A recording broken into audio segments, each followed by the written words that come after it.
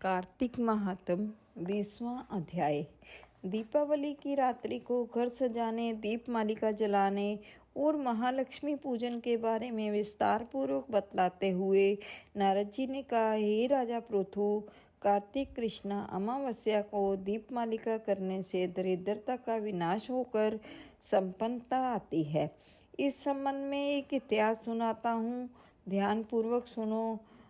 थुरसेन देश में सत्य शर्मा नाम का एक अत्यंत दरिद्र ब्राह्मण था।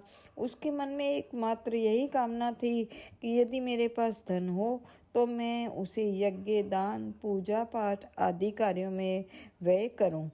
अपनी दरिद्रता के निवारण का उपाय पूछने पर एक विद्वान ने उसे बताया कि तुम शिव जी की आराधना करो। ब्राह्मण सत्य शर्मा ने सच्चे हृदय से भगवान शिव की उपासना प्रारंभ की। 1 वर्ष बीतने पर शिव जी ब्राह्मण का रूप धारण करके उसके पास आए और बोले, हे विप्र, धन की प्राप्ति के लिए तुम राजा के पास जाकर उससे वरदान मांगो कि कार्तिक की अमावस्या को तुम्हारे सिवा कोई अपने घर में दीपक न जलावे। ब्राह्मण ने ऐसा ही किया और राजा ने उसकी बात स्वीकार करके कार्तिक कृष्णा चतुर्दशी को सारे शहर में ढिंडोरा पिटवा दिया कि अमावस्या को कोई भी अपने घर में दीपक न जलावे। राजा की आज्ञा मानकर अमावस्या की रात्रि को किसी ने भी दीपक नहीं जलाया।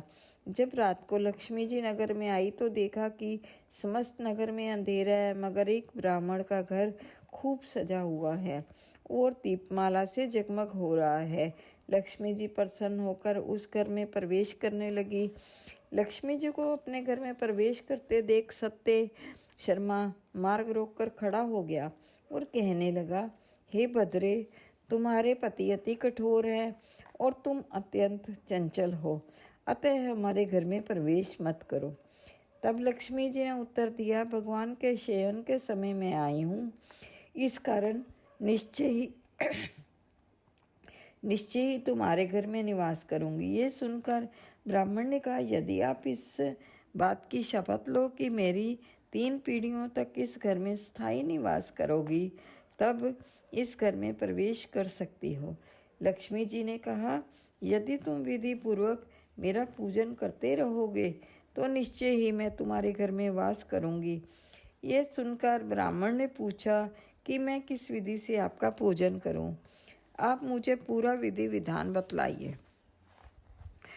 लक्ष्मी जी ने कहा, हे ब्राह्मण, प्रतिवर्ष कार्तिक मास की अमावस्या को प्रातःकाल स्नान आदि से निवृत्त होकर देवताओं तथा पितरों का पूजन करो। दिन के तीसरे पहर में श्राद्ध करके ब्राह्मणों को सुंदर पकवानों का भोजन कराओ। प्रदोष समय दीपमाला करो। तुलसी के समीप ब्राह्मण के घर में, देव मंदिर, चौरस्ते, शमशान तथा गौशाला में अनेक दीपक जलाने चाहिए। इस दिन बालक, वृद्ध तथा रोगी के अतिरिक्त अन्य कोई भोजन न करे। सायंकाल स्वस्ति वाचन पूर्वक गणेश जी व कुबेर जी का पूजन करके संकल्प करो।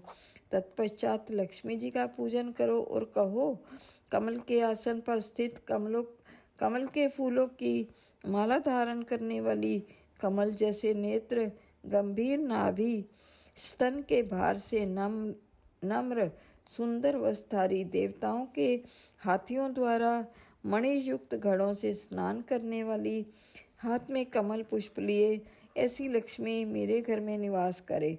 सर्वप्रथम लक्ष्मी जी को आसन दो, फिर पाथे, अर्घ्य, आचमन, स्नान, वस्त्र, धूप, दीप, नैवेद्य, जल, तांबूल व सुपारी, इन सभी वस्तुओं को अर्पण करके नमस्कार करो।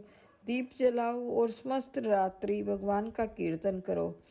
इस प्रकार कुबेर तथा लक्ष्मी जी का पूजन करके ब्राह्मणों को भोजन कराने के बाद बंधु बांधवों सहित स्वयं भी भोजन करो। सत्य शर्मा ने विधिवत इसी प्रकार किया, जिससे उसके यहाँ काफी धन धान्य हो गया। इसके बाद उसने अनेक यज्ञ और अन्य धार्मिक कार्य किए। जीवन के संध्या काल में सत्य शर्मा विरक्त होकर मथुरा चला गया और वहीं समाधिस्थ होकर विष्णु लोक को प्राप्त हुआ।